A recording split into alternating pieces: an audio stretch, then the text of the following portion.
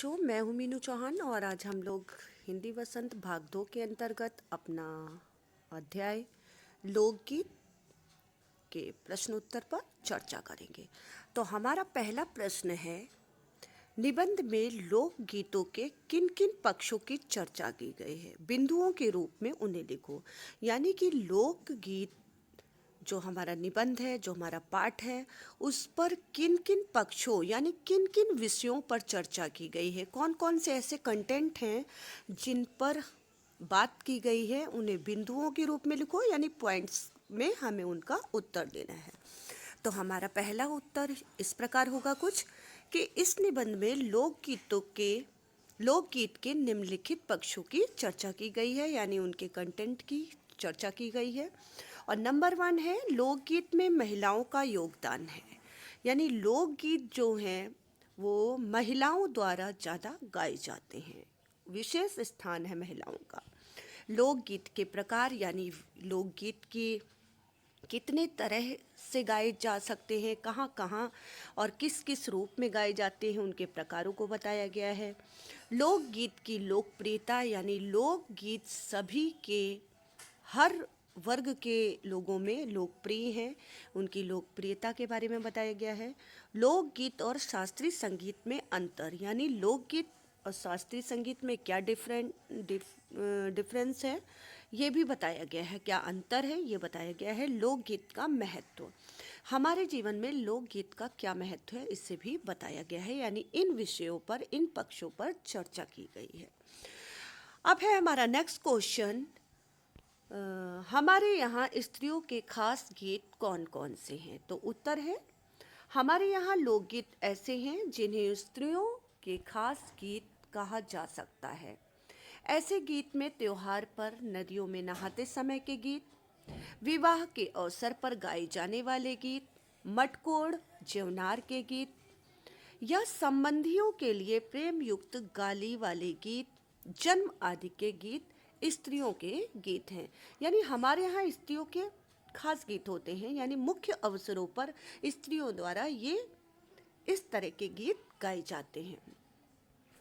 और अगला प्रश्न है हमारा, निबंध के आधार पर और अपने अनुभव के आधार पर यदि तुम्हें लोकगीत सुनने के मौके मिले हैं तो तुम लोकगीतों की कौन सी विशेषताएं बता सकते हो। यानी कि जब अगर आपको कभी कोई अवसर या मौका मिले तो आप लोकगीत की क्या क्या विशेषताएं बता सकते हो, क्या खूबियां हैं उनमें, ये कैसे बताओगे।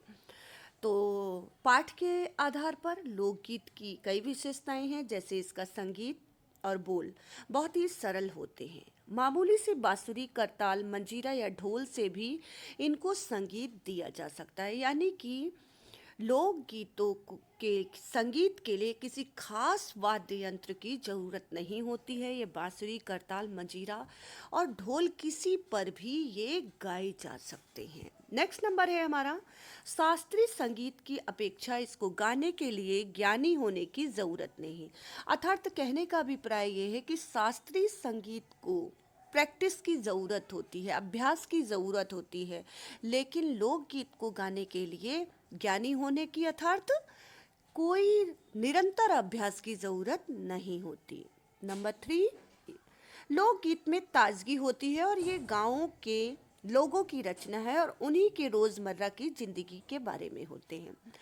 कहने का अभिप्राय यह है कि लोकगीत ताजगीपूर्ण होते हैं और ये गांव के लोगों की रचना है, यानी गांव और देहात के लोगों की रचना है, उनके द्वारा लिखे गए, उनके द्वारा गाए गए ये गीत होते हैं और उनकी डेली रूटीन की जिंदगी से के विषय से लिए गए ये गीत होते हैं।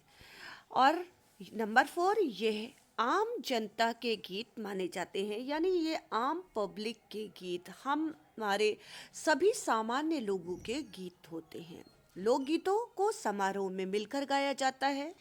इनको विवाह, जन्म, त्योहार जैसे अवसरों पर भी गाया जाता है। यानी कि लोकगीत को समारोह यानी कोई भी फंक्शन हो, आप इनको गा सकते हैं, जैसे कि विवाह, शादी हो, किसी का बर्थडे हो, कोई फेस्टिवल हो, ऐसे अवसरों पर, ऐसे शुभ अवसरों पर ये लोकगीत गाए जाते हैं। अब हमारा है अंतिम प्रश्न। पर सारे देश के अपने अपने विद्यापति हैं, इस वाक्य का क्या अर्थ है? पाठ पढ़कर मालूम करो और लिखो। तो उत्तर कुछ इस प्रकार है। हर क्षेत्र के अपने अपने लोकगीत होते हैं, उनकी रचना वहाँ के ग्रामीणों ने करी है। यानी कि हर क्षेत्र के, हर प्रांत के अपने अलग अलग लोकगीत होते हैं और उनकी रचना वहीं के रहने वाले लोगों ने की होती है। उन रचनाकार को ही हम विद्यापति कहते हैं। अर्थात जिस तरह मिथिला क्षेत्र में मैथिल कोकिल विद्यापति के गीत लोकप्रिय हैं, यानी मिथिला अर्थात आपको मैंने पहले भी बताया है पाठ के दौरान कि मिथिला अर्थात पूर्वांचल की तरफ कोकिल और विद्यापति के गीत सबसे ज़्यादा लोकप्रिय हैं। उसी प्रकार हर क्षेत्र का अपना विद्यापति होता है, यानी हर क्षेत्र का, हर प्रांत का गीत गाने वाला, गीत की रचना करने वाला स्वयं विद्यापति होता है, यानी विद्यापति के समान होता है, लोकप्रिय होता है, इसलिए इसे विद्यापति कहा जाता है। आई होप आप सबको समझ में आ गया होगा। धन्यवाद।